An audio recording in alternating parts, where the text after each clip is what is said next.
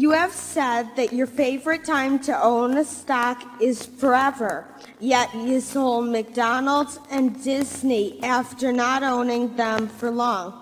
How do you decide when to hold forever and when to sell?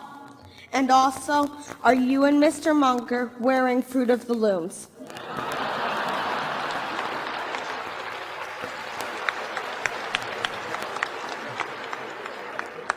Charlie?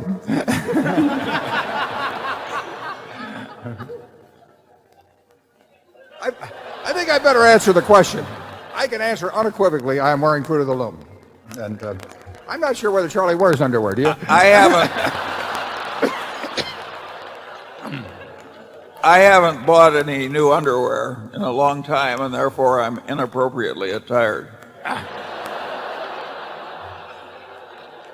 He's waiting for a discount. Don't let him kid you. Well, the answer, it's a very good question about selling. I mean, it's not our natural inclination to sell. And on the other hand, and we have held the Washington Post stock since 1973. I've never sold a share of Berkshire, having bought the first shares in 1962. And we've held Coke stock since 1988. We've held Gillette stock since 1989. Held American Express stock since 1991. We had actually previously been an American Express in the 60s in Disney. So there are companies we're familiar with. We generally sell, well, we would sell if we needed money for something else, but that has not been the problem in the last 10 or 15 years. 40 years ago, my sales were all because I found something that I liked even better. I hated to sell what I sold, but I also didn't want to borrow money. So I would reluctantly sell something that I thought was terribly cheap to buy something that was even cheaper. Those were the times when I had more ideas than money. Now I've got more money than ideas, and that's a different equation. So now we sell really when we think that when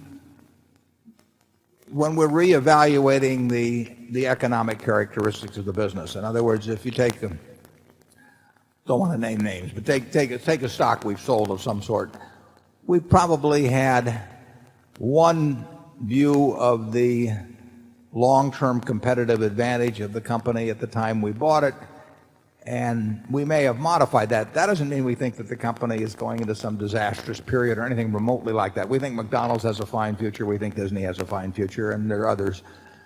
But we probably don't think that their competitive advantage is as strong as we might have thought, as we thought it was when we initially made the decision. That may mean that we were wrong when we made the decision originally.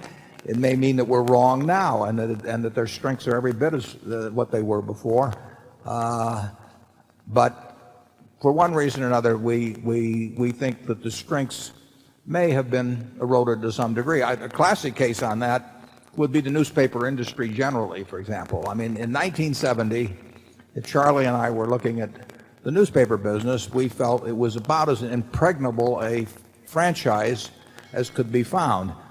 We still think it's quite a business, but we do not think the franchise in 2002 is the same as it was in 1970. We do not think the franchise of a network television station in 2002 is the same as it was in 1965. And those beliefs change quite gradually, and who knows whether they're precise, whether they're right even, but that is the reason in general that we sell now. If we got into some terribly cheap market, we might sell some things that we thought were cheap to buy something even cheaper after we'd bought lots and lots of equities, but that's not the occasion right now.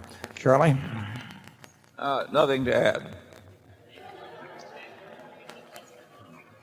He's been practicing for weeks.